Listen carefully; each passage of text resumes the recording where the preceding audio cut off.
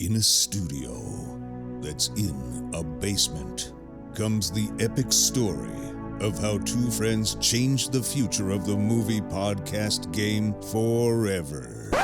The reviews are in. Boys Life magazine gives the High Sci podcast 4.5 acorns. The Daily Bugle says, these guys are super legit. And Pope Francis declares the podcast as life-affirming. From the kid who tried to get smart with David Spade and got fucking old. You're still out. You're still bad. And the guy who can name all four Baldwin brothers. Alec, William, Daniel, and the baby boy, Stephen. Live from the studio of his parents' basement. The Have You Seen It podcast. Welcome back to the Have You Seen It podcast. Well, hello. This is episode 209. 209. 209. Wow. Did some research. I did. A lot of research. Had to pull it up here right quick. Usually don't have that kind of information ready. Normally don't. Normally we just kind of wing it, Yeah. put the episodes together later. 209. The tags, It's a good. It's 209. going to be a good episode too. It'll be a great episode. Because you know what we are reviewing today? What is that? Finally reviewing it. 2011 Jack and Jill, starring Adam Sandler and co-starring Adam Sandler. Wow, what a star-studded cast there. Yep, We all know how nominated much you for love this movie. Nominated for a record 12 Razzies. That's incredible. Never been done. Adam Sandler stars as Jack and Jill Okay. Saddlestein. It's a funny name. It is. It's a funny name. Also starring Al Pacino as himself.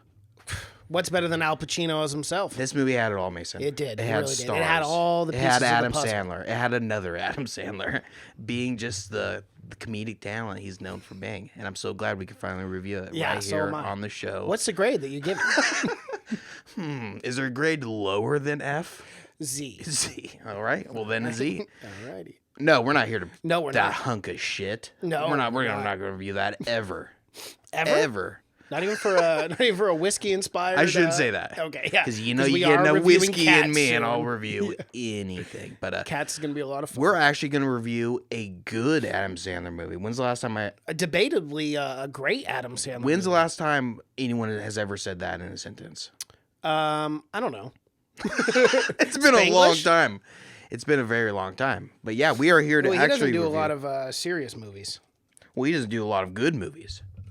You really hate Adam Sandler. No, I just think I used to love him. He's just disappointed me. In a Grown Ups long wasn't time. terrible. I like Grown Ups. Oh God, I hated Grown Ups. It was Really? horrible. The last good movie I think I saw him in was it Happy People? Happy People. What's the one with all the comedians with Seth Rogen, Jonah Hill? No idea. Wow, you really didn't No, see I that, don't. huh? I didn't see that. I think you are right though. I think it is like Happy People. Funny People. Funny People. You never 2009. saw that? Uh-uh. Wow. Never saw it. Directed by it's directed by Judd Apatow. You've never seen that. That's Never. shocking. And you're an Adam Sandler fan. You claim to be. No. I am. Yeah. And you've never seen Happy People. Wow. Yeah, Adam Sandler, Jonah Hill. It's got tons of famous people. That Doesn't it have Rogan in it too? Seth Rogen. Yeah. Yeah. That was his last, and it's funny, but it's a dramatic also. But no, we're here to talk about Uncut Gems, Yes, we are. the new Safdie brothers movie coming out from A24. A24. Hey. We love these And this cats. is their highest grossing film.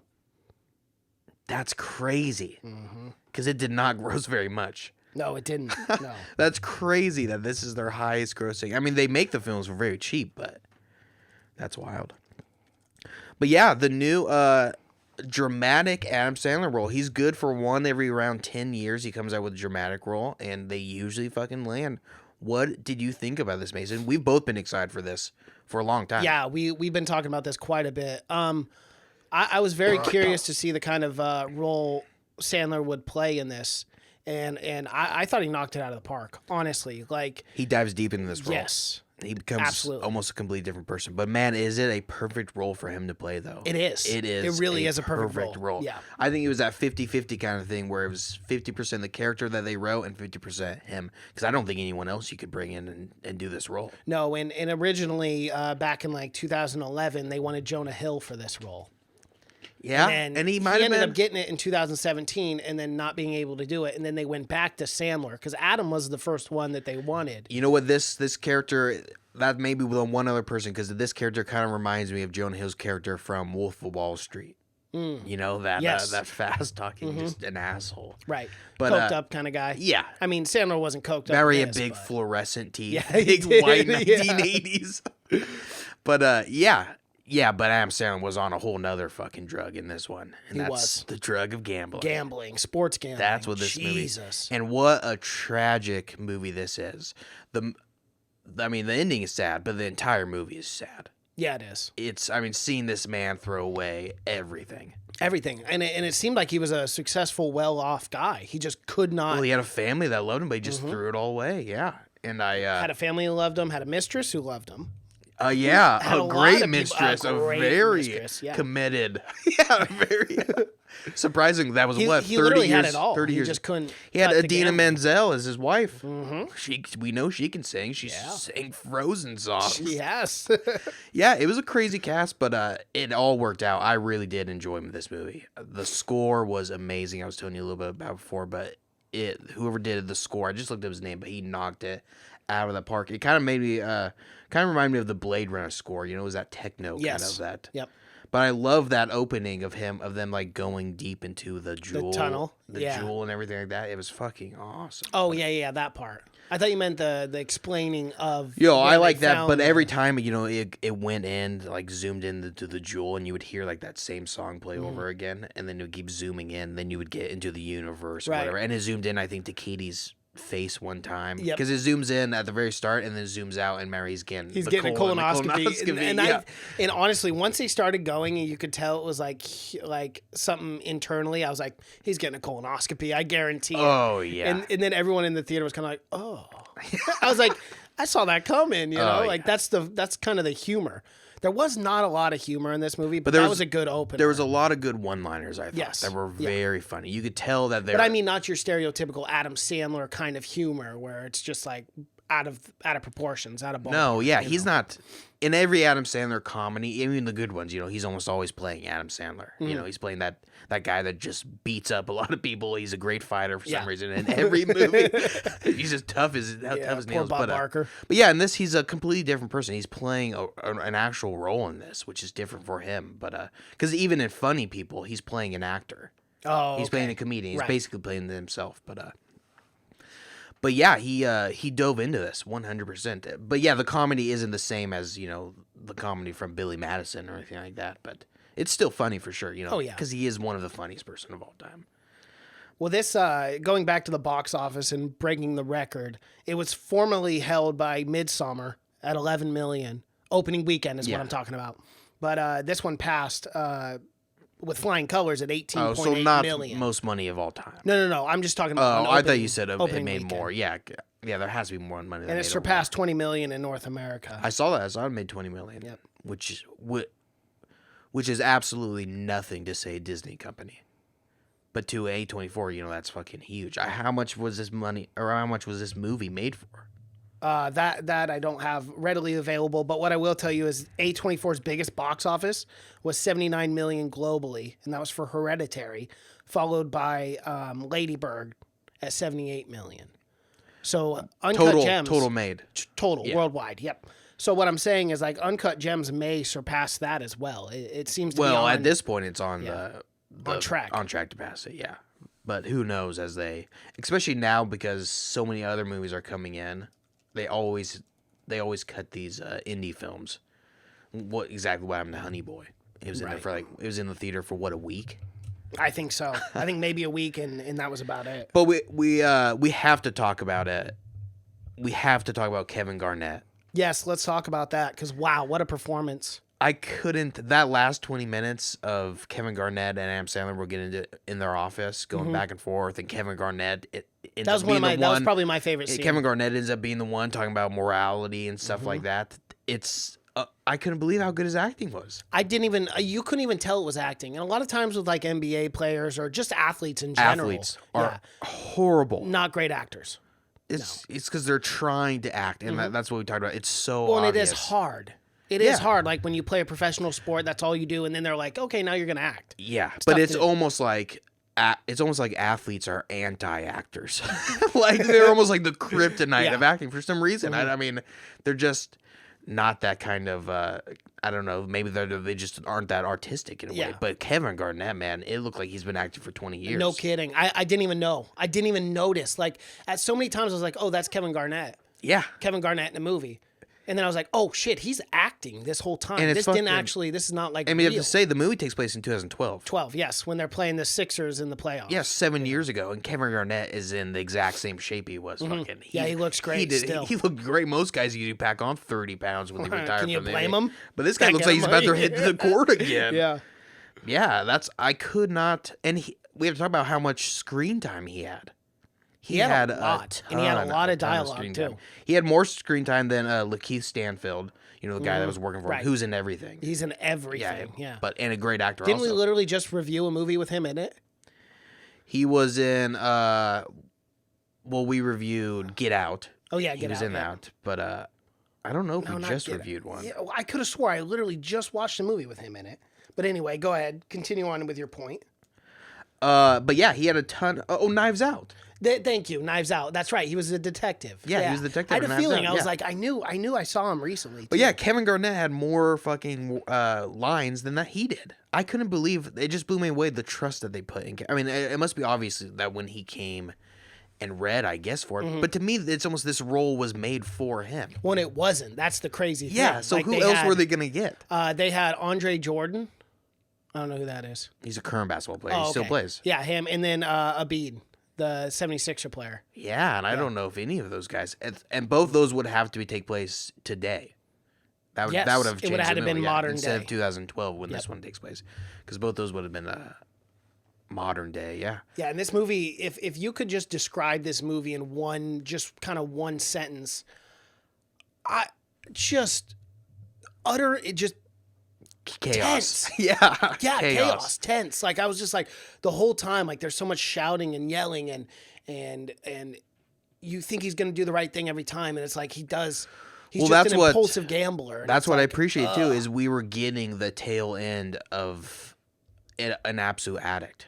Like Yeah. to say if we were getting someone like their last week binge of heroin or something that's just going around asking everyone he knows for money, Right. selling whatever he can. It's the same thing. We were looking at the fucking tailspin of this guy, and that's why I love it. It didn't have to build anything up.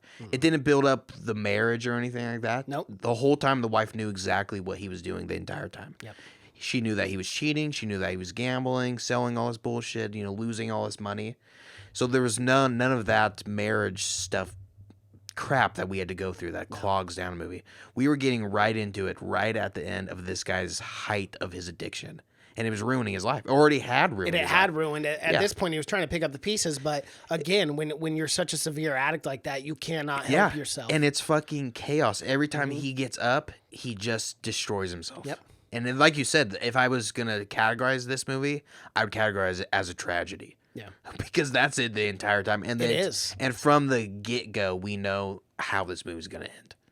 And we knew that it couldn't end in it can't It end couldn't anywhere. end any other way than No that. one's life like that ends in any way that's not a fucking grave. Mm-hmm. Because they're just gonna keep going and going and going until they have to stop, until something happens. And we saw, right off the bat, he was in debt $100,000 to his brother-in-law. Exactly, Arno or whatever. Yeah. Which was a twist to see him at the fucking Passover, the family. Yeah, the family Passover I liked later that on. a lot. Yeah, I liked it too because then he was like, "Oh, you're not so." Because I kept Arnold. wondering. I thought his name was Arnold. No, but Arno. it's a more Yeah, Jewish classical name, Jewish right. name. Yeah, Arnold. But I noticed something very weird that when they had kidnapped him and put him in the van, right? And for whatever reason, he's like, "Quit saying my name," because he kept saying Arnold. we have to talk about do this, that I'm gonna do actor. Was fucking fantastic, because you're Yes. right. He was immediately giving all the hints that he cared more about this guy than any mob Exactly. boss or any Right. Mm-hmm. fucking collector would, and his lackeys the whole time were like trying to prevent that, Exactly. trying to prevent him getting in. 'Cause And the those whole- guys seemed like the more aggressors. Oh yeah, Eric Bogojan is the guy who plays Arno.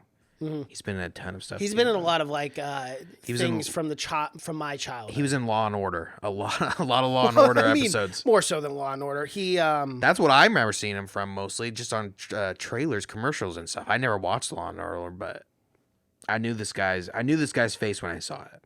Yeah, he played a bad guy in a movie too. I'm trying to think the kind of stuff that Blade he was. Trinity. Oh, Charles Angels, Full Throttle. Yeah, I don't remember that. He played Blade Trinity. I think he was. Yeah, I think that's maybe what I remember him from. But he's done a lot of TV. I think that's a lot of TV shows. Elementary, Law and Order, The Third Watch, Larry Sanders 61 Show. episodes of Succession, which is out right now. Yep. Yeah, he does a lot of TV. Maybe that's where I see his face from a lot. Commercials, just because he's on so many TV shows. That's always what I think I saw him from. But yeah, he does. He did an amazing job. Everyone in this movie, it's one of those movies where it all came together perfectly. Yep. There wasn't really a leak in the ship. You know, everyone was doing their job. All the pistons were firing. If you're a car guy, but should we get into the plot of it? Yeah, let's jump thick into of the it? plot. So, like we said, 2012, Howard Ratner runs a jewel store in New York's Diamond District, which was cool to see. It was awesome to be able to see, that kind of area in New York where you really don't get to see inside the shops and everything like that. And you got to think it was pretty fucking realistic. Having both the Safdie brothers grow up in New York and Manhattan and actually all that. working in the Diamond District as well. Yes, Yeah. And that was not a big only thing. that, but they actually built that whole set from scrap. So that all of Howard's shop was That's good. His shop looks so realistic too. I mean, it seems it was so just real. a giant Yeah. set piece. It's so crazy that, because I've never been to the Diamond District, but every single building on that strip is selling diamonds. Yes. They say you can go and scrape up or dust up the streets and find diamonds, in like the cracks and stuff. That's crazy. Yeah. There's YouTube videos of people doing it. Wow. Yeah. But so he works in the Diamond District and he's struggling to pay back gambling debts. Like he said, he owns $100,000 to Arno. And it's due. And by all means, when we open this movie, it seems like he's well off. Yeah. Seems like he's making a lot of money. It seems like he's a successful businessman in the sense of making money through his company. And we talked about it a little bit before, but I love that opening of showing the mine in Ethiopia right off the bat and showing what they fucking sacrificed. But that guy is going to lose his fucking leg. But it kind of puts in perspective all what fucking Adam Sandler's character was talking about sacrificing. But yeah, showing the mine, showing those guys get the opal out, and then the zoom in and then zooming out of Adam Sandler's asshole That was great. with the colonoscopy. Yeah.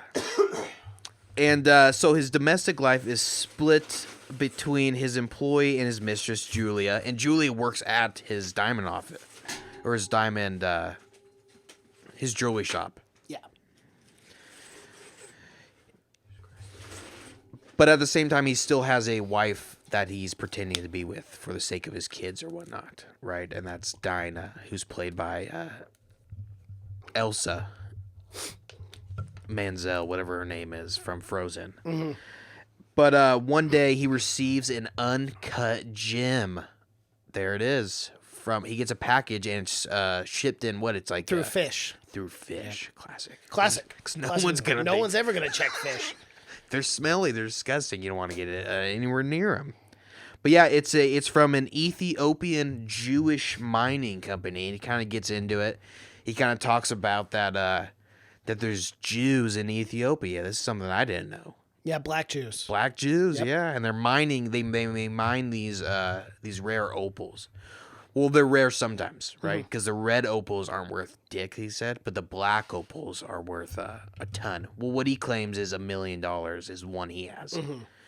It's some crazy, like 3,000 carats, $3,000 per carat, and there were 600 carats. Yeah, 600 carat, $3,000, yeah. Which is over $1 million. Yes. He thinks. Just by looking at it. But you can tell already this fucking opal is like the one ring.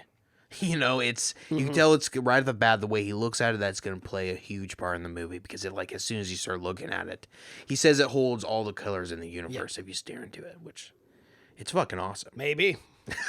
It's very possible. There's a lot of colors. You know, out one thing there. I learned about Howard too, right off the bat, like just up into this fish scene, is that he is such a habitual liar, and he's one of those kind of people that try to get out of situations, and he'll just talk and talk and talk and talk Yeah. and talk, trying to get out of his situation until you're so overwhelmed. He tries to overwhelm someone to where they just agree. Oh yeah, he's a con man. Yes. Oh, 100%. Yeah, yeah. And he's an actor. He'll do and say anything to fund his addiction. Yep. No matter what. Yeah, and then he's such a piece of shit. He'll turn the argument on you, like the two guys who come, and he gives them a watch. He starts yelling at the guys Yeah. to pay him the watch. Yeah, it's crazy. And he ends up giving him a fake watch anyway. Yeah, and it's on his watch. It's his worker's It's Damani. watch, Yeah. So his employee Damani is played by Lakeith Stanfield. He brings in, or his job is just to bring in customers, and he brings in the big one, Kevin. Literally the Garnett. big one. And this is 7-footer. And this is springtime, so it is the playoffs of.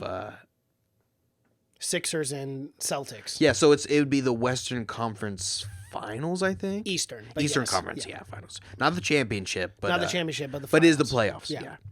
And another thing I appreciate about this is just how big basketball fans Jewish people are. I know. They talk about it a lot. They talk in this, about but it a lot in It's this true. movie. It really is. It's Yeah. true. They fucking. I didn't know that the Love Jewish basketball. people loved basketball yeah. as much as they do. First 2 points of an NBA game scored by a Jew.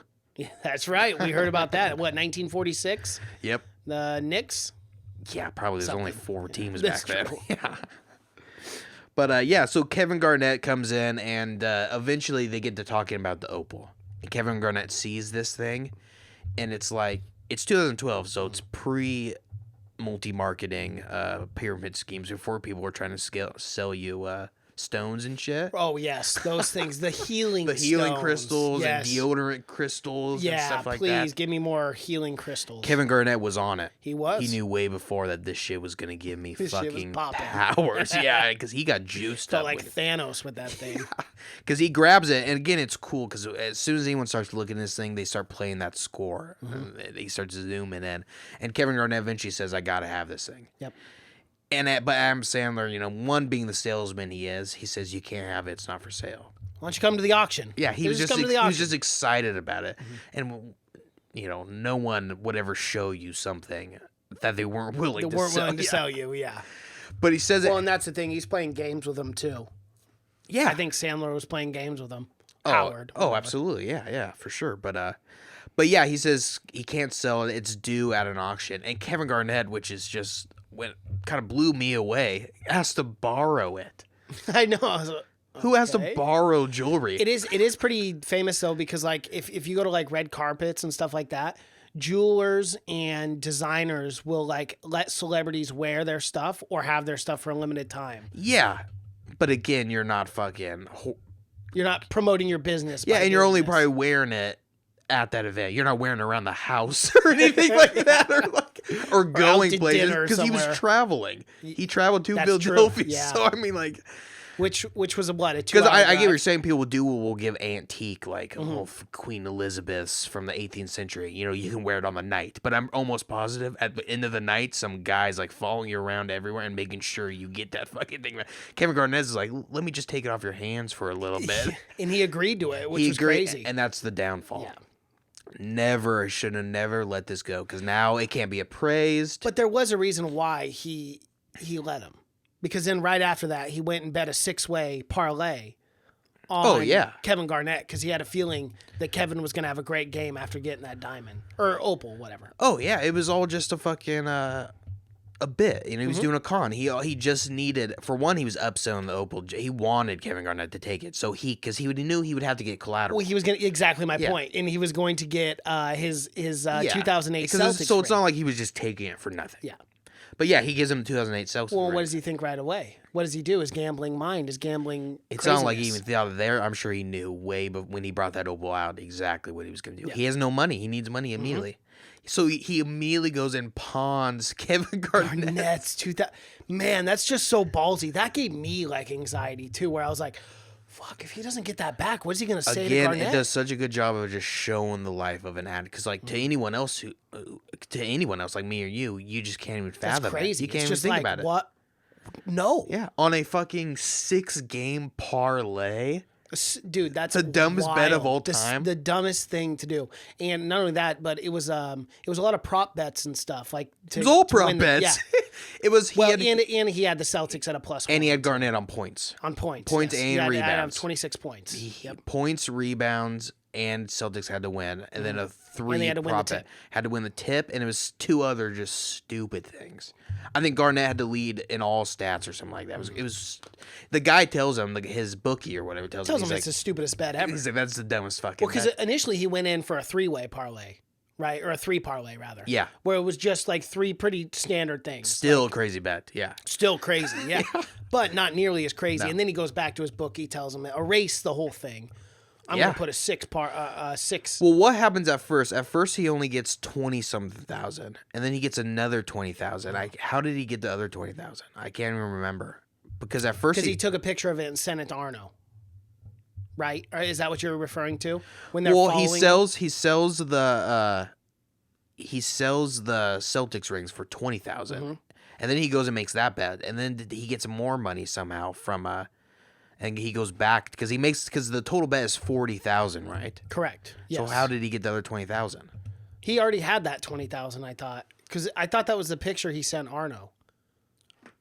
No, I thought. Oh, yeah, maybe you're right. Maybe he did just always have an envelope full of money or whatever. Because they do take that envelope eventually. They do. But yeah. So he goes and eventually he does. He lays down a $40,000 6-way on the Celtics, and he wins it.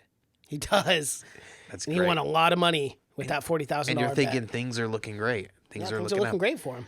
And I love that scene to go back a little bit when he places the bet and the guy goes, "That's the dumbest fucking bet," and he just goes, "I disagree." It's a really good character that he's playing. It's a very good character. And it's great writing. It's great acting because it told you so much about that character just on that one line. Yeah. Where it Oh, was yeah. like, oh, this guy's like 100% confident. And 100% he just crazy.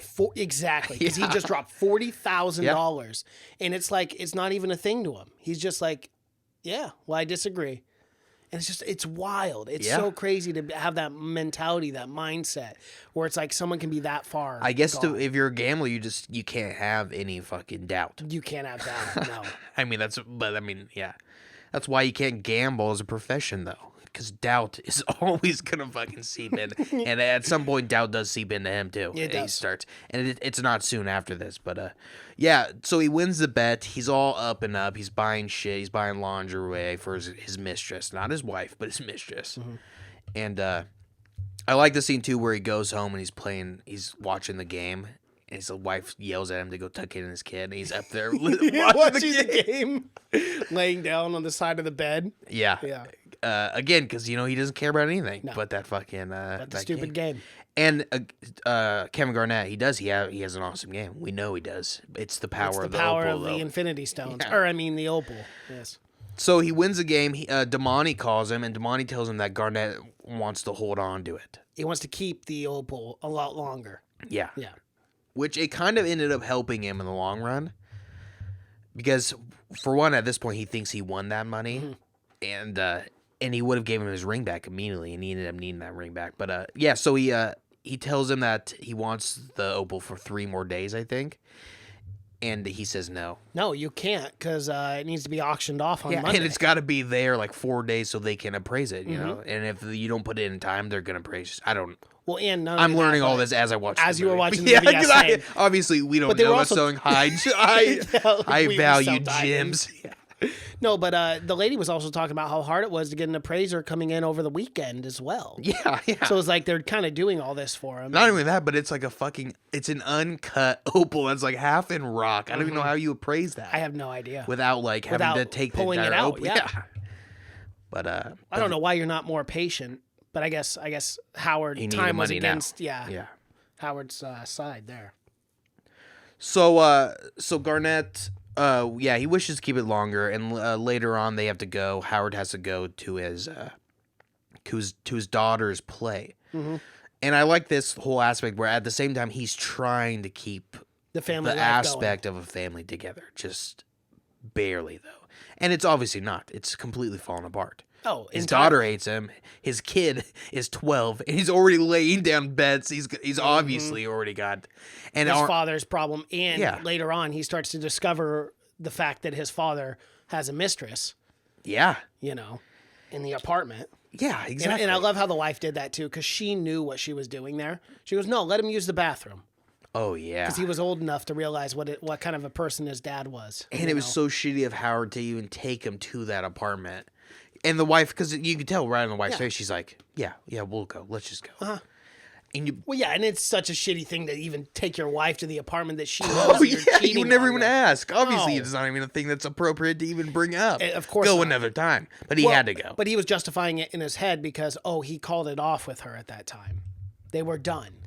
So it was okay to then and the bring whole his wife thing, to and you this see apartment. what a crazy because the whole time you could tell in his mind he's gonna like he's gonna get his wife back or whatnot. And once he thought starts it was going to winning, be the perfect life. once he starts winning again, everything's gonna come up. But his wife at that point fucking hates him. You can tell every scene she's in, she fucking can't stand him. And the scene where he's like, I love you, I want you back. And she goes, she just starts laughing. Yeah. She's like, I just hate your stupid And almost, face. and to me, it's almost like things are going so good, and because you don't know what's coming. You're thinking, you're thinking, is this possible? Is he about to do it? Because like he's selling it like there's a possibility, and like he had no idea, but she just lays into him. And like in the most like realistic and gruesome way you could lay into Oh, someone. she's saying, I can't fucking stand you. She's literally calling him pathetic to his face. Yeah. Yeah.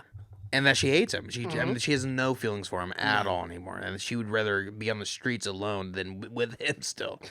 But yeah, so they go to the play, and and Arno's bodyguards come to the play, and it's again, you talk about this movie, the whole movie's tense. This is a tense moment. It is, because he just randomly turns around kind of and notices them. Yeah, and to sitting have there. two fucking bodyguards at your kid's school is fucking frightening, Well, knowing it that means they there's no even have boundaries. access to. Because he goes, "How'd you get in here?" And he goes, "What do you mean?" Because obviously it was fucking easy, you know. Yeah. They're not checking Getting into IDs. a school play. Yeah. they're- Who are you here to see? But it's just that simple to get to someone's kid. So that really fucking scares him, and it scares me more knowing that Arno, his brother-in-law, would send these guys to his fucking. So things are getting serious now. Yeah.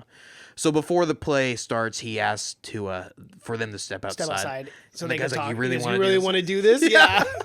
Because they're just gonna beat the shit out of him, obviously. Because at this point, he sent a picture of the money, cash. and he didn't give any money to them. And He they were went. tailing him at that time too. And not of that, but everyone around that neighborhood, because they're all fucking related, I guess, in somewhere or other. And that's another thing, is they're all very close to each other. All the jewelry owners and everything, you know, they're all, even though they're all looking out for each other. When we saw that, when Howard walked down the Diamond District, Yeah. and everyone's like, "Hey, Howard," you know. And yada, even when he yada. pawned the ring, the guy goes, "Are you okay?" Even though he was taking his money, because it's for to all these guys, you know, it was money over everything. Yeah. I mean, because even his dad, Howard's dad, who bought the jewel from him, didn't ask what kind of trouble he was in or anything. He Nope. just wanted the money back. So it's a tough area. It is very, very tough. Yeah. But Well, and you notice that too, even with Howard's character, as far as like money was always the most important thing, because Howard like he would go.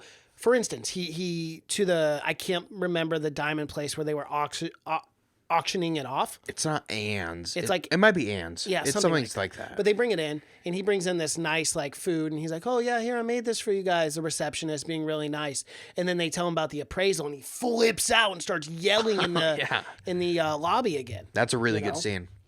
But again, it just goes to show you that money was the number one priority. Oh yeah, even when always his with these people. 11-year-old is talking about fucking betting on games and whatever, he doesn't ask anything about it. He just asks how much he made. Yeah. He just asks what the spread was and how much he made. Do you think like people who work in diamonds? Do you think that's why? Just because it is such a, it's probably a hard business to be in.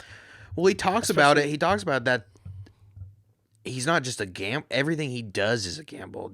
He's in the business because just buying a diamond from overseas that you don't even know about is a gamble. It's a huge. That's the only reason he's in it. I mean, I don't think he would be in diamonds If it wasn't a gamble. if it was. Yeah, if it wasn't that part of his addiction, you know. And it didn't. And at some point, obviously, it didn't become enough for him, where he had to go and get more and more and more. As any addiction, you know, you always have to up it. But yeah, that's why that last scene is so good. He's like, because we're the same. He's like, I'm taking the risk of getting the diamond and everything. But But yeah, but I'm sure not everyone that runs a jewelry place is addicted to gambling. No, I didn't. No, that wasn't the question. I just mean. But yeah, like, it reinforces it for sure. It's not a good environment for him to be in. If you're addicted to gambling, yeah, I don't think that's when the money's job. the bottom I don't think line. that's a job. Yeah, exactly. But yeah, so they go and they talk outside, and Howie, Adam Sandler gets very mad that they're there, and he says, "What the hell are you doing?" And eventually they get into a little scrap. Howie, being a bites little him. rat he is, fucking bites him hard, dude. The bite. that bite mark. I was like, damn. And then it gets very the tension just keeps adding. So we get a little chase scene. Adam Sandler's slow as hell at this point. Not at very this stage fast. in his life. not the fastest. Not running too many 40s. No, for sure. But he almost gets away. He does. end up But catching they him. also have a car out there. Yeah, Patrol. and Arno's in it. And Arno's in it. Yep. Which again, it's just fucking wild because it's his brother-in-law. And we get the whole scene of him being like, "How do you think I feel? You're waving around money, placing bets all over the place." It's disrespectful. And but Adam Sandler, again, great fucking acting, pleads with him, says, "I'm gonna get your money," but the bodyguards aren't having it. Because Arno's back and forth. He's trying to be tough. You see, he's trying to be hard, but again, this is his brother-in-law. It's his family, and they're kind of beating the shit out of him while he's doing this. And eventually, they lock him in his trunk naked. Naked, yeah. They strip him of all of his clothes. Yeah, which is a He has good to text punishment, his wife. especially It for a is. guy like that who's all about appearance, you know. And and he has to text his wife, which what a fucking This was a great shameful scene. text, man. Just What a sending great that scene, thing, though. yeah. He's like, "Oh, I locked my keys in my trunk. Can you come out?" She's like, "What? I'm in the middle of the play." Then she comes out and she pops the trunk open, sees him, and she's just like, she doesn't even seem to care at that point either. Oh, It's no. just one of those things where she's like, And again, to him, this it's is just how- another fucking day. He's not embarrassed about this. He doesn't care. I love when he came back in though in that sweat outfit, that sweatsuit, of it, sweatsuit, yeah. and his son, sweatsuit out or whatever it is, and his son's like, "Dad, why'd you change?" Just watch the fucking play. Just watch the fucking play. But yeah, and that's when they reveal also that they stopped the bet because they have the packet of money. Right. That was a big reveal. And as soon as he saw the baggie, he goes, was "Oh, you pissed. stopped the bet," and that's when everything you can kind of feel like his ears ringing and everything because it all collapses at that point. Oh yeah, 'Cause that's that what's was saving him. $2 Was million keeping him, or was something keeping him like that. afloat. Yeah. So yeah, they lock him in, and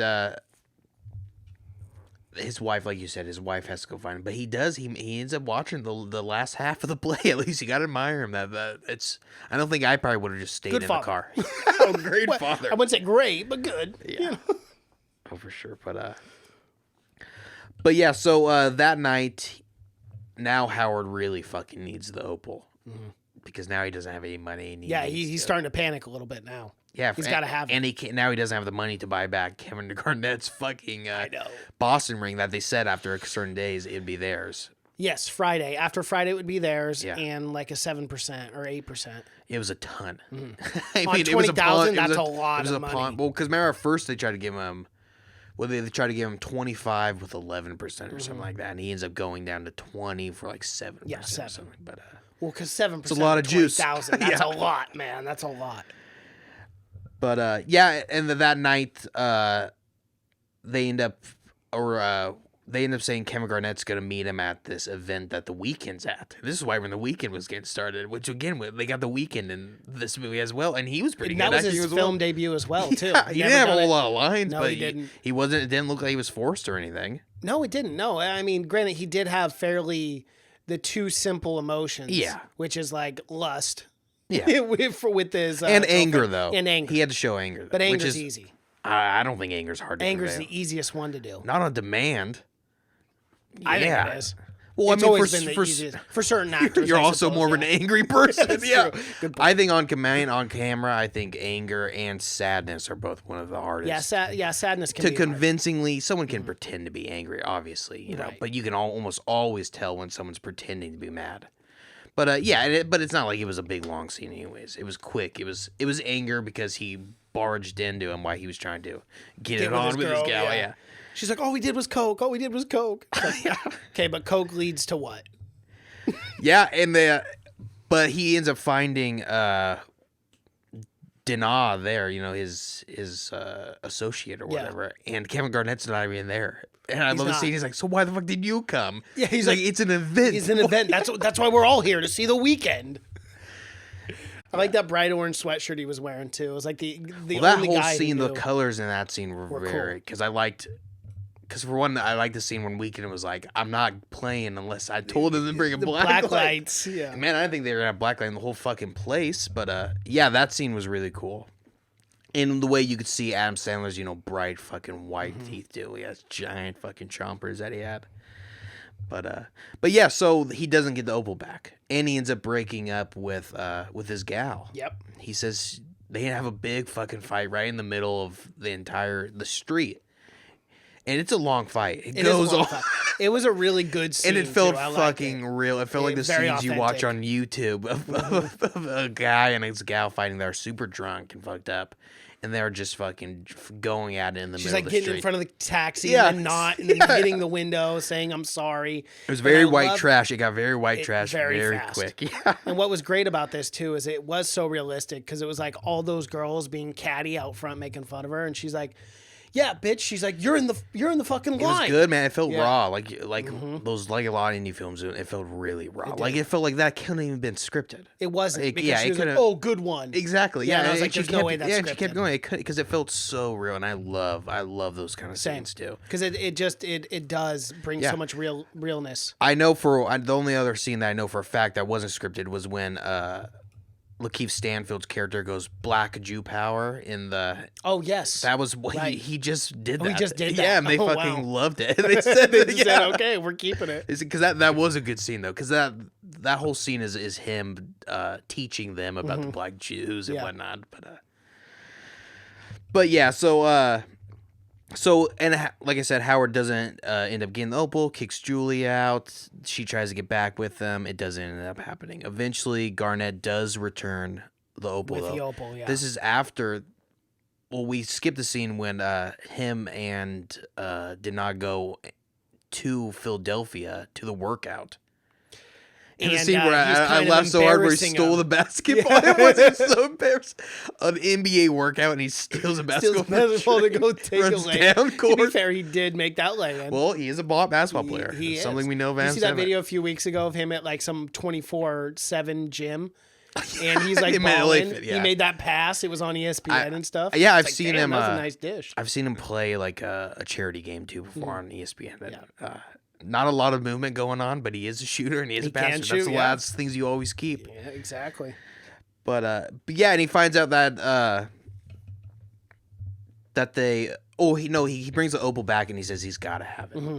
Right? He's got to fucking have it because he had a game and they did bad, they lost. So now he's got to fucking have the opal and he offers him $175,000 and he says, "KD, I can't do it. Can't do it. It's You worth gotta a show up to fucking the auction. It's worth $1 million." It's $1 million, yeah, of course. He's like, and he brought $175,000 to the fucking to the office in cash. Yeah, he did. And this is maybe the most tense scene is when they can't get the fucking door open. I was digging everyone my. was. I was digging Yes. my. I'm like, get that fucking. I thought he was just gonna break the fucking glass. So did I. Because he had the guys on the outside ringing the doorbell. He's running in. And this is just one of many scenes where you're just pulling your hair out and you're thinking, how does this guy just keep it fucking all together? I don't know. And then he's like trying to go to the diamond guy and get his hammer, and he's like, "When I'm done," he goes, "No, give it to me now." Yeah, and he's fixing Well, the get your door. fucking- He's yelling at 5 different people. I know. People are buzzing on the You outside. got Kevin Garnett, one of the greatest, of all. I mean, of Yeah, this he's yelling decade at you. least. Yeah. Lakeith Stanfield's your character. He's yelling at you. It's chaos It for is sure. absolute chaos. And you think That scene was so tense. yeah, Like, it was so stressful. I remember just leaning over and being like, "Oh my gosh, this is just stressing me out." Oh yeah. I'm gonna go see it with Ken Dog too, and he was just like, Oh, did you? Yeah, dude. he- My blood pressure was just going up. we were talking about it sometimes. We're like, God, this movie's so stressful. And that's the same time when he's talking to his doctor on the phone about the colon cancer. Yeah, that's right. The colon cancer. He goes, "No, you're fine. Everything's good." Yeah, he's Howard. yelling at him. He's It's a yelling good at thing. other. He's like, He's okay, like, so good I am because of my good. family history. Yeah. As he's talking to, wild. Yeah, and I like that line too of the guy. When he says something like, "Yeah, colon cancer.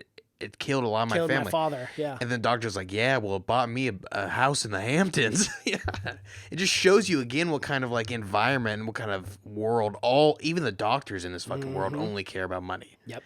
It's the rat race. It's New York for you, man. Definitely is. But yeah, and then at this point, Damani he quits too, Because he finds out Howard stole a lot of his watches too. His fake watches. His fake watches. Keep in mind, not even real. But yeah, he didn't steal them. He gave them away. Or he stole them, but he didn't sell them. He just gave them away, gave them away to people. as payment for more debts. And then the one guy that he gave a watch to shows up also at that time. He's love outside. these fucking dumb guys. What are these guys? What They're am I never- doing with you're a watch? I never can't sell a watch. They're never getting their money back. No, these are the one guys that, and that was the same kind of thing that you felt like. There's levels to this, like borrowing game exactly, too. Yeah. And Arno at some point had to get fucking muscle because no one was just gonna give these guys. No one's gonna give you guys these money until you show. Because again, they're addicts. You got to show. You got to give them an ultimatum. Yep. Either the money or nothing. These guys were just coming up, asking him. I know. He's never gonna give you money if you ask. Anything. Yeah, I know. He'll talk his way through it and then leave you wondering what the hell just happened. So they go to the auction. At the auction, Howard finds out that they're undervaluing the opal. Yes. They revised it down to 155 to 200,000. Yes, which is far off from the million he predicted. Yes. He's not very happy about this either. And he gets into the whole thing he gets in the big argument with the auctioneer and everything, and he tries to play it off. I like this scene a lot. When he gets on the phone, he's like, okay, I understand. And she's just yelling at him. She's like, if you ever do this again, I will never share. I will pull it right off. He's like, I understand. I get it. Sure, 100%. And he hangs up, and he's like, yeah, she said pull it. Yeah. She'd pull them all. She pull them all out. And then the lady's like, I'm going to call. Yeah, she picks up the phone. She goes, hey, what are you doing? I got to call her. I just talked to her. Everything's good. We're good. We're fine. Out, yeah. Says, I just have a question. I have another question. She says, and she immediately goes on and just rats him out. And he goes, good, put him fucking back in. Is it good? I don't care. But he gets his dad to come in and up the value of the auction. Not his dad. His dad's dead. It's Gooey, right? Oh, is that his father-in-law? Oh, his you father-in-law. Right. It is his father, but his father-in-law. Yeah. Yeah, Gooey. He gets him to come in and drive up the fucking the price. Yeah. He says he wants it to hit $250,000. Well, he says 200,000. Yeah, 200. He said, I got to get to 200,000. He says, get there. And he's like, no matter what, I'll pay you. And Gooey just thought he was coming there to get autographs for Kevin Garnett for his kid. For his grandson, I think it was, yeah. But he does get some autographs, though, happily. He does. He gets 6. I'm surprised out of all that, Kevin Garnett signed 6 autographs. I know. But yeah, the auction goes to shit. It goes exactly how you think. Kevin Garnett didn't come alone. He brought his financier, who is not a moron. And I like to say, again, it added a realism to it. It did. Where Kevin Garnett wasn't just some dumb fucking guy who's just gonna thrown up his money. I'm gonna spend 50,000 more on an opal that's not worth it. He still knows it's fucking worth. Yep. Even though could possibly make him the greatest player of all time. Of all time, yeah. But yeah, eventually Kevin Garnett, he doesn't do it, and it's against Gooey and Kevin Garnett are the only people that want this stupid fucking rock anymore. And, yeah, because the one guy was out at 50,000. Yeah, But this isn't wholesale, bitch. It's appraised at least. The guy's just shaking his head in disbelief. He's looking for deals. 50,000? He's looking for deals. Oh, but yeah, so again, he goes to shit, and Gooey ends up having to pay the full amount, and he gets the fucking opal, but he's pissed. He's very pissed because the bidding company also takes 20%. So even if Howard were to pay him back, he'd still be out that $34,000 that he was talking about when they went to the car. Well, and he promised to pay Gooey 20%. Correct. For betting. So 20% of whatever he bought, he has to pay them that additional on top of repaying him for the entirety of the... So in all real, he's about another 70,000 in debt. Yeah. Plus the 100,000 I never had in the first place that he's got to sell now. Yeah. Yeah. So at this point he has money for first time. He's got he doesn't really have it because he just gives it right back to Gooey. So he's pretty much exactly where he is, down at 70,000. Yeah. But so he's panicking. He's in full panic mode again. Arno and his guys are there again, bothering him. They are again. They end up beating him up. They beat the shit out of him this time, for real. Mm-hmm. And then they throw him. I was just waiting for him. You could tell they were laying off because he's relation and whatnot. But I was just waiting for these guys to cut fucking loose. They do. They throat chop him. They did. Oh man, and you heard it too. It was like, oh, yeah, you're the snap of it. Yeah. When he still has the audacity to keep chasing him down anyway, after getting throat punched. Yes. He was still chasing Arno down. Because like, Arno kind of tells him, he's like, this is it. Mm-hmm. And he's like, I'm going to give you the money. I'm going to give you the money, whatnot. Because at this point, Howard is scared. Because, they have access to his kids and whatnot. So he knows that this guy's not fucking messing around anymore. And they eventually end up throwing him into a fountain, a water fountain, which is just great punishment. It is. It's again, public humiliation. Yeah, public humiliation. That's all these guys do. Put the dunce cap on his fucking head. But yeah. So Howie he returns to his shop and Julia confronts him because there's still a thing there. There's still some fire. Yeah, but Howie is fucked up in the face. Very. He doesn't want to look. Doesn't even turns towards her or anything, and she's like, "Can I come in?" And there's a point where she does come in, and he breaks down. But to me, I was thinking the whole time, he's just scamming her. I don't know if he's really breaking down because he's such a good liar. And at this point, we know that all he does is lie. Lie. Yeah. So, I mean, I don't know if this was real or not. I don't think it was real because he immediately snaps out of it, too, when he thinks Kevin Garnett's coming. Yep, exactly. Because he starts... It's either that or he just remembers that money is the most important thing. Yeah, but to me, I just think he's conning the entire time. It's always a fucking con. No matter what, even to get the girl that he loves, quote unquote. I thought it was really good acting in that part though from Sandler. Acting. Oh like, yeah, absolutely. Really, because even if he's lying, he's acting at. He's acting it. Lying, yeah. But yeah, so Kevin Garnett, he finally shows up and he says, "He's still."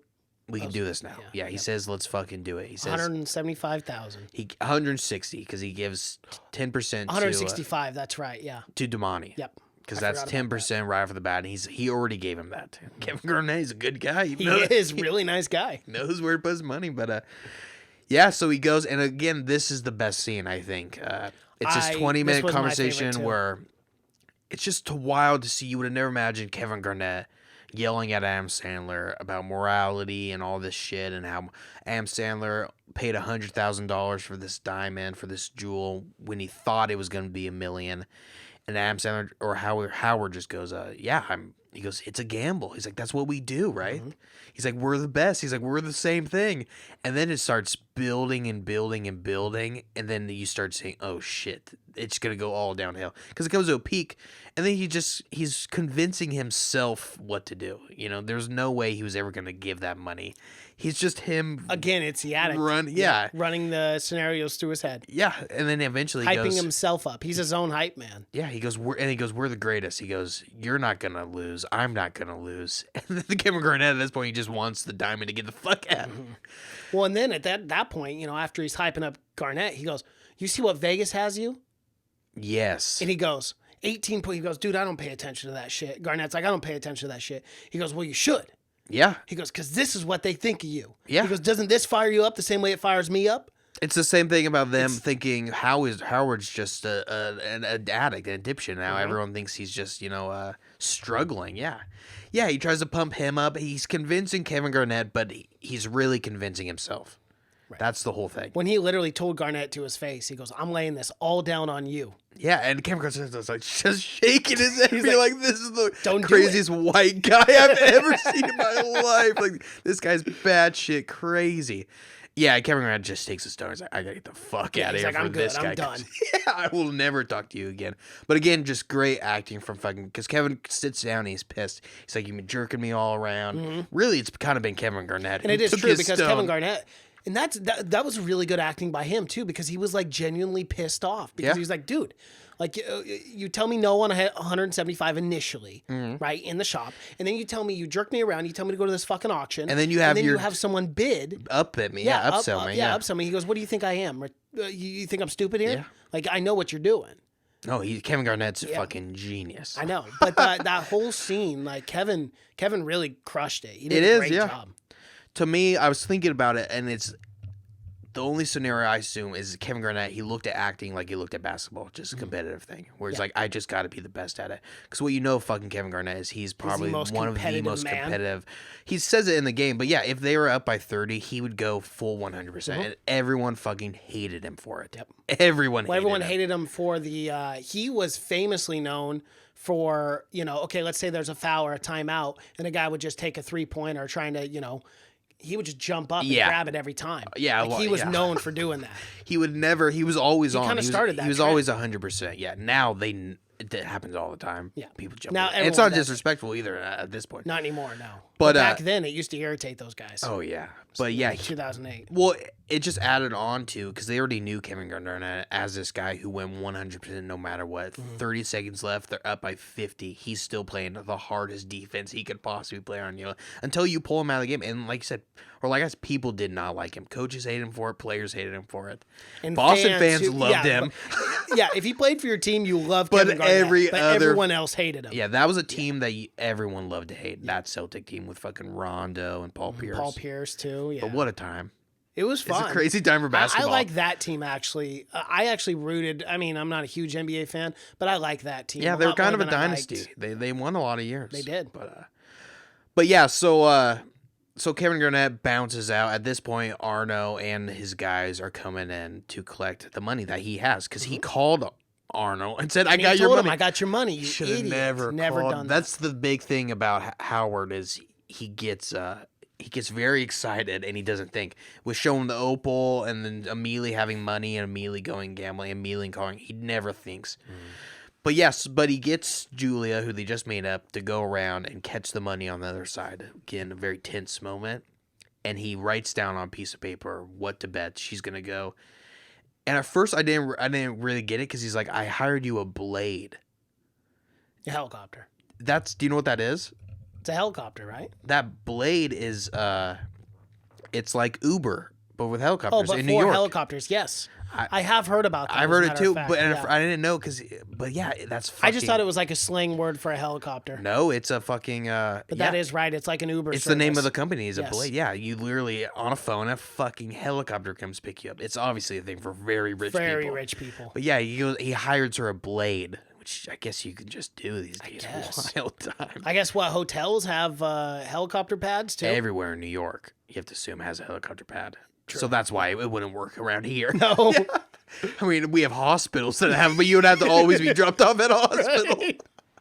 I was just take a car at that. But point. yeah, in New York, fucking everyone's got them because it's fucking millionaires. Everyone's taking a helicopter everywhere. They're like the bus. It's true. But yeah, he gets her. He takes her, or he tells her go to New Jersey, plays this bet.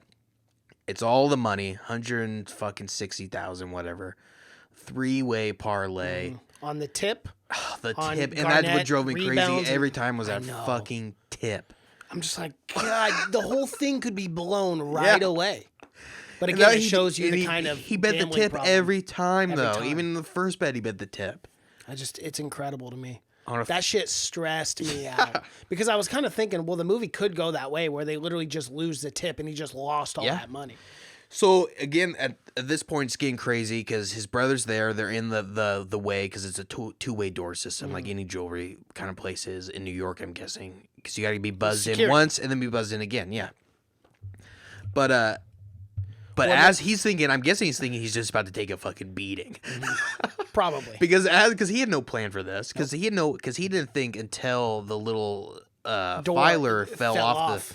That he started thinking, oh, they're trapped in there. Because I think before he was just going to fucking... Because it was going to be close because they had two other guys immediately call on the outside to look for Julia. Right.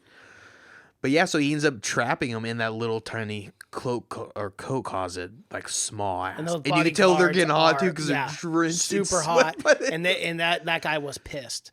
And he even brandished a gun. yeah. But And it's I was bulletproof like- glass, of course. Oh, yeah. Yeah, then that's what Arnold said. He's like, what are you going to do? You can't do anything. And Arnold knows they're trapped in there, and he kind of sits down. But these guys are fucking pissed. But Yeah. by the end of it, they're drenching. And the whole time, Adam Sandler, Howard, is just talking shit, which is not helping. Not helping anyone's case at all. And these guys who don't know him very well are just taking this To heart. offense. Yeah. Arno, who knows him, is thinking this is just Howie. This and is Howie. anyone, This is what he does. And that, throughout the movie, everyone knows him, and everyone just they're expecting him to be a certain kind of way. But these guys, these bodyguards, are not accustomed, and they are getting fucking Furious. pissed because he's got to watch the entire Yeah, they 3-hour gotta- game. Right, and they got to watch the whole game too with him. Yeah, and so it happens though, and it's a great scene because it's going through. He gets the opening tip, and he's fucking because Howard even goes, that was the whole thing, man. And we fucked that up. We were done. And they go and when at this time Julia is taking that blade with that older guy.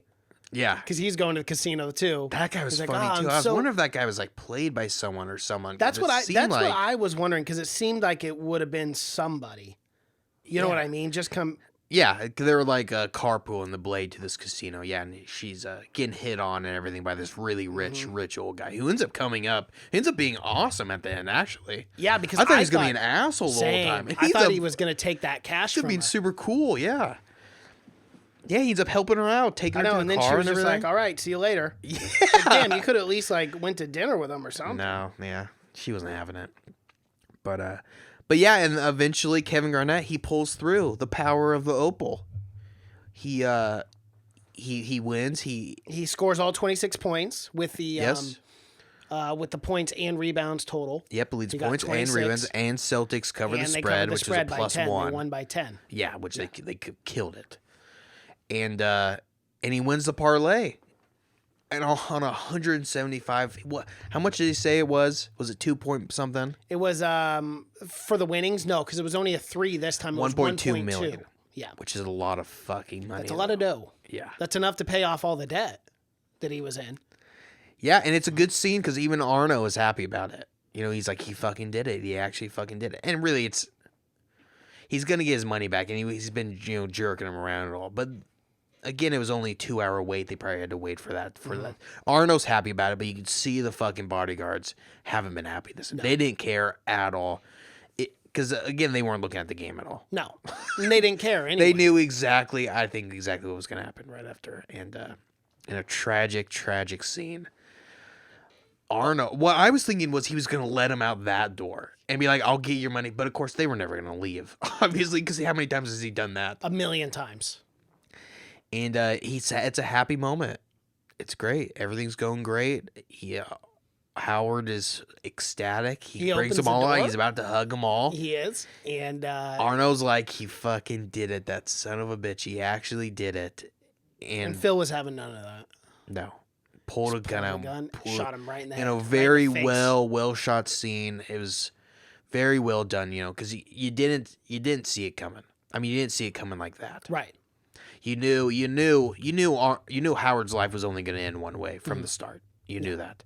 But you didn't see it coming like that in a brutal fucking way. Shoots him right in the face through the back of the head. Kills him instantly.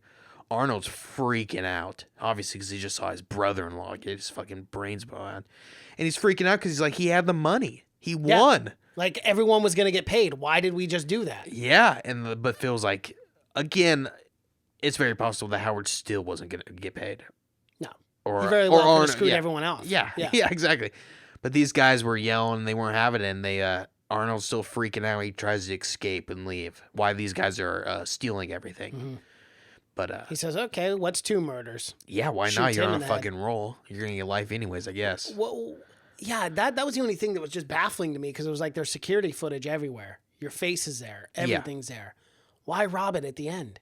Because he yells. He yells at the very end. Get the camera. Get everything. He yells. Okay. They're not smart. Yeah. They're gonna get caught immediately. Yeah.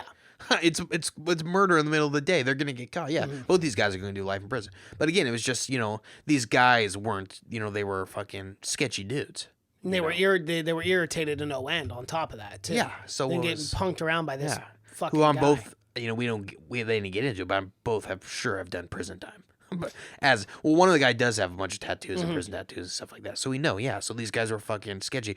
It was obvious that Arno didn't know what kind of guys he was getting involved with. No, he didn't. When he brought these guys up, So two guys dead, and that's how it ends, man. It ends with that slow-mo into the blood, into the universe. Into the universe, yep. Just like the... And I love that last scene of zooming in, and then you slowly see like the blood kind of pour and a little more pump. Very real. It is. Kind of thing I like. Kind of thing I appreciate. The small details. That. Yeah. And that's it. That's it. That's the tragedy of Howard or Howie. How Julia. Yeah. We didn't talk about the ass tattoo that she got. That's right, of Howie. After they broke up. I know. Do you like That's it? a red flag. I don't deserve it. I know. That's a red flag. It is a very big red flag. Well, Cash, Anything else you got on this movie? No, I'm glad because I do talk a lot of shit about Adam Sandler, but both of us, we grew up with him. If you grew up in the 90s, you grew up with Adam Sandler. Mm-hmm. And we grew up with a lot of them too. Oh, Happy Gilmore, 51st Daddy's Dates, Home. Big Daddy. Yep. Or Big Daddy. Daddy's Home. Yeah. Whoops. Mr. Deeds. I had all those movies on DVD, and I played them back to back constantly. Yeah. If I went on a road trip, I brought, because I remember for my 11th birthday, someone bought me a 3 DVD set. It was 51st Dates, Big Daddy, and Mr. Deeds. Damn, that's a good combination. Great. Mr. Deeds is hilarious too. I love the fruit punch water fountain. Oh, yeah. God damn, I would have killed for something like Our that. friend Cruz, we used to quote Mr. Deeds all the fucking Yep. time, dude. It's such a good movie, underrated, one of his best, I think. But yeah, Waterboy was awesome too. so it sucks. Oh yeah, Waterboy was awesome. Waterboy was the good. wedding singer. Yeah, Billy Madison. Yeah. He has. So it sucked for me to see his career go down the way it went down. Yeah. But it's to see this. I don't think he's gonna start doing good movies now because we've seen that he's a great actor before in the past. Punch Drunk Love, Spanglish, Funny People. You haven't seen it, but he goes deep in. I thought Click was one of his best movies ever. Click is way fucking sadder than it has good. any right to be. Yeah, and Yes. it's way better than it has any right to be as well. Yeah.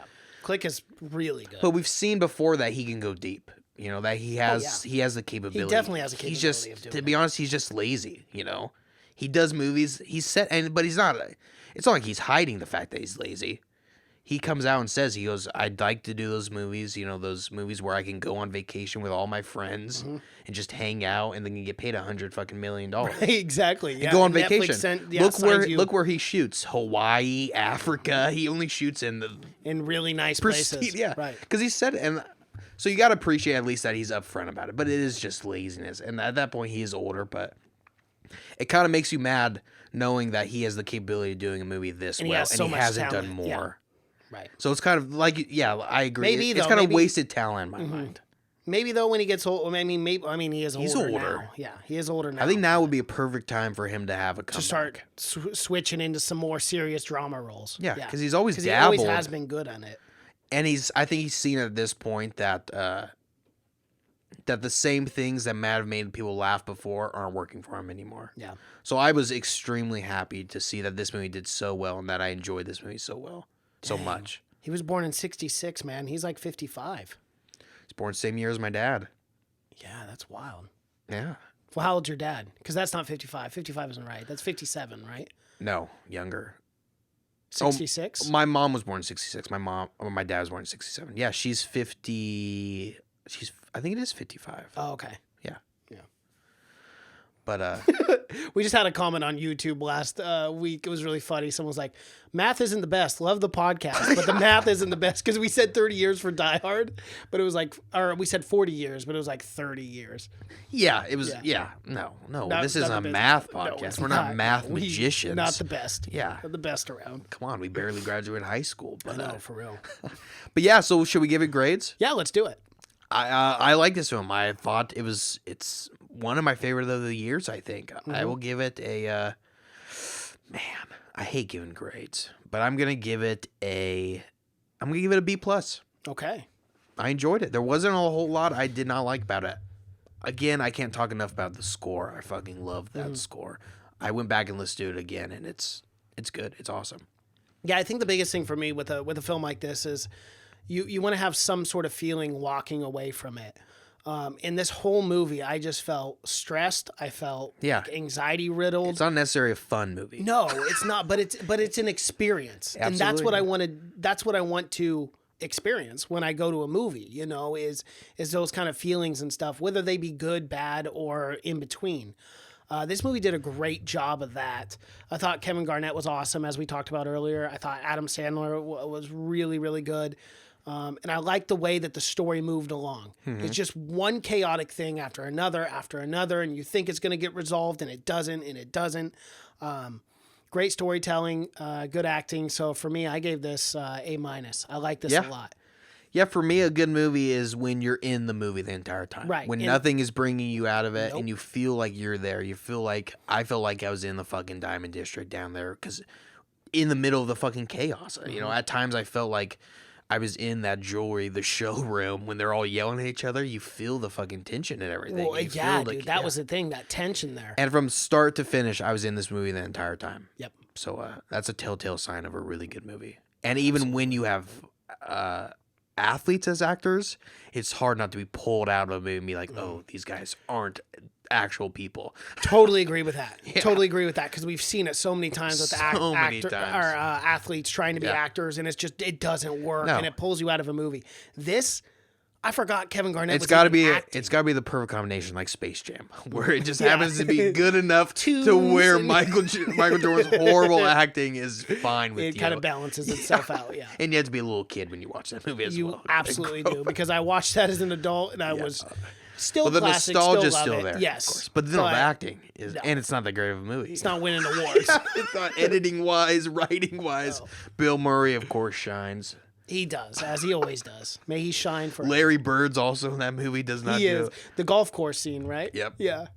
Yeah, I would like to see a list of cameos that was in that movie. I'd like to see a list of best. Athletes turn actors. True. Because I know Ray Allen did the movie. I can't remember, with Denzel Washington, where he played a basketball player in high school and did a really good job. So I know there's some out there. Well, but I know Ronda Rousey's one of the worst. Yeah. She's in a lot of things now. Expendables. She was really bad. She might be better now. She is. I think she is better now. Not good. Yeah. Because she does a TV show now. She does? Yeah. She has a TV show. She plays like a cop or something. That's incredible. Wow. Yeah. Really? Yes. You gotta watch it, man. She's not fighting anymore. No, definitely will never fight. No. That's the one thing about MMA fighters. As soon as they get any other job, they stop fighting. Stop it right away. Well, that's the toughest thing to do, like physically on your body. And they're getting paid shit. Shit. Yeah. Yeah, so it's not even that. Unless you're a title holder, yeah. You're not getting paid great money. Well, I mean, we do know one athlete, and that's Kobe Bryant, who won Best Director. Yeah, that's on acting though. No. But I mean, that is pretty impressive. And for a short film. For a short film, yes. Yeah, you make it sound like he won. Still, my guy, if would you not want to win an Oscar for a short film?